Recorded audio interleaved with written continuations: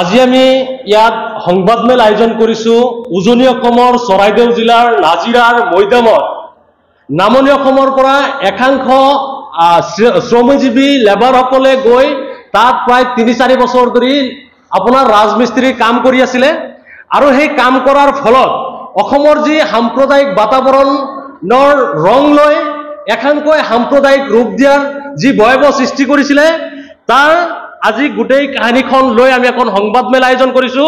আমি পোনপ্ৰথমে আপোনালোকলৈ সেই ভিডিঅ'খন অকমান সময়ৰ কাৰণে প্লে কৰি দিব বিচাৰিছো।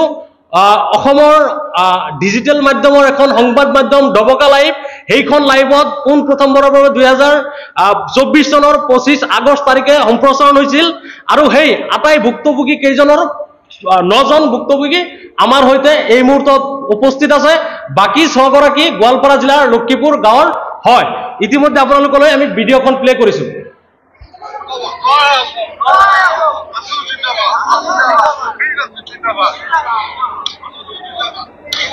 এই ভিডিঅ'খন আমি আপোনালোকৰ সংবাদ মাধ্যমলৈ দিম। ইতিমধ্যে শিৱসাগৰ জিলাৰ আৰক্ষী অধীক্ষক গৰাকীয়ে কৈছে যে এই ভিডিঅ'খন ফেক বুলি। যদি ফেক তেখেতে ক'ৰ পৰা এইখন ভেৰিফিকেশ্যন কৰি ওলালে আৰু কোনটো ফৰেনচিক ৰিপৰ্টৰ পৰা তেখেতে ফেক বুলি ক'লে।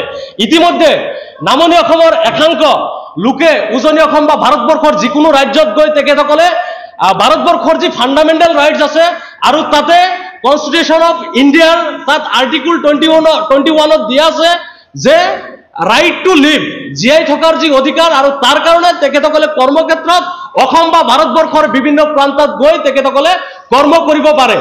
সেই ক্ষেত্ৰত উজনি অসমৰ চৰাইদেউ জিলাত এই ভয়াৱহ সংঘটিত হোৱাৰ মূল আঁৰত কোনজন বিষয়া ইয়াৰ সৈতে জড়িত আছে তেখেতসকলক কৰায়ত্ব কৰিব লাগে। ইতিমধ্যে ভুক্তভোগী জনাবলৈ দিছে যে তেখেতসকলে 5 বছৰ 4 বছৰ ধৰি তেখেতসকলে এজন ঠিকাদাৰৰ আণ্ডাৰত কাম কৰে আৰু সেইজন ঠিকাদাৰৰ নাম হৈছে চৰাইদেউ জিলাৰ নাজিৰাৰ বা মৈদামৰ আপোনাৰ ময়ূৰ বৰগোহাঁই আৰু তেখেতৰ পিতৃৰ নাম হৈছে বিপিন বৰগোহাঁই আৰু তেখেতৰ গাঁওখনৰ নাম হৈছে আপোনাৰ বালিঘাট, থানা শিমলুগুৰি।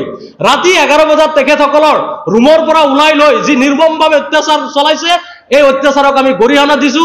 লগতে শিৱসাগৰ আৰু উজনি অসমলৈ আমাৰ আহ্বান জনাইছো, এই যে যিসকল লোকে সাম্প্ৰদায়িক সংঘৰ্ষ লগাব বিচাৰিছিলে তেখেতসকলক কৰায়ত্ব কৰি কঠোৰ পৰা কঠোৰতম শাস্তি প্ৰদান কৰিব লাগে।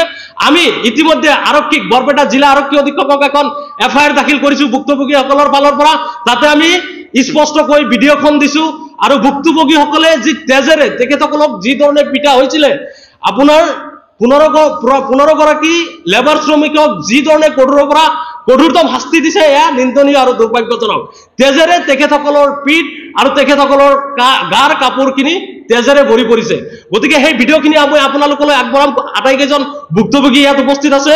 গতিকে অসম চৰকাৰৰ মাননীয় GP সিং ডাঙৰীয়া আপোনাক অনুৰোধ জনাব বিচাৰিছো, অসমৰ যি সাম্প্ৰদায়িক পৰিস্থিতি এই পৰিস্থিতিক অতি সোনকালে আপোনালোকে সুস্থ কৰক আৰু ইয়াৰ সৈতে অসমৰ মাননীয় মুখ্যমন্ত্ৰী হিমন্ত বিশ্ব শৰ্মা প্ৰত্যেকটো দিনে যি সাম্প্ৰদায়িক মন্তব্য আগবঢ়ায় ইয়াৰ বিৰুদ্ধে আপোনালোকে ব্যৱস্থা গ্ৰহণ কৰক।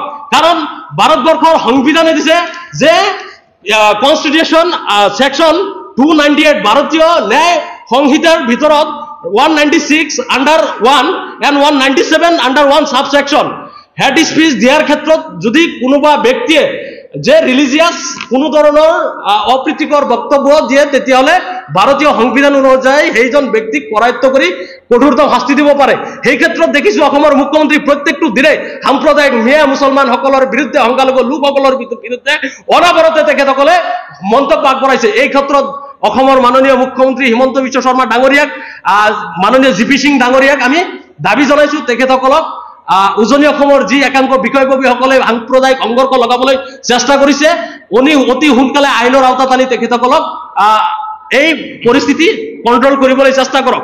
লগতে আজি আমি আপোনালোকৰ এই সংবাদ মাধ্যমলৈ জনাব বিচাৰিছো, আমি ইতিমধ্যে বৰপেটা সদৰ থানাত এখন এজাহাৰ দাখিল কৰিছো, লগতে বৰপেটা জিলা আৰক্ষী অধীক্ষক লৈ এখন এজাহাৰ প্ৰদান কৰিছো। যদি এই এজাহাৰখনত কোনো ধৰণৰ যদি তদন্ত নাপাওঁ তেতিয়াহ'লে আমি